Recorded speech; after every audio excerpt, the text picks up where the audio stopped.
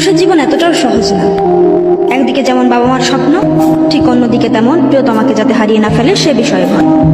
এই মুহূর্তে তারা নিজের ক্যারিয়ারকে ফোকাস করবে না প্রিয়তমাকে সময় দেবে। আসলে পুরুষরা বরবাদ হয় না, তাদেরকে বরবাদ করা হয়। সত্যি বলতে প্রত্যেকটা পুরুষের জীবনে এমন একজন নারী আসুক যে বলবে, তুমি আমার চিন্তা করো না, নিজের ক্যারিয়ারকে ফোকাস দাও, আমি তোমার সাথেই আছি।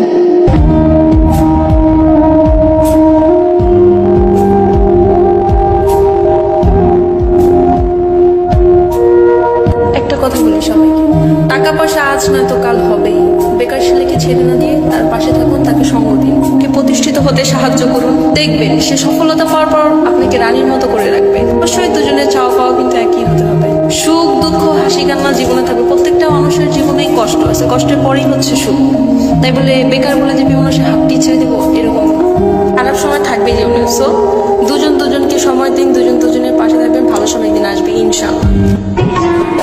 कहते ना जिंदगी की सारी खूबसूरत चीजें एक तरफ और जब एक मर्द प्यार में होता है उसका नूर एक तरफ। लड़कों को ना अक्सर मोहब्बत बदल कर जाती है। मेरे ख्याल से एक लड़के से आदमी तक का भी सफर मोहब्बत उन्हें करवाती है। जो सख्त था एक समय पर वो कितना नर्म हो जाता है ना। जो ध्यान कुछ भी नहीं देता था वो अब एकदम से रिस्पॉन्सिबल बन जाता है। तभी कहते हैं ना लड़कों को सिर्फ मोहब्बत में होने की देर है, फिर तो वो हमें सिखाते कि असली इश्क करते कैसे हैं।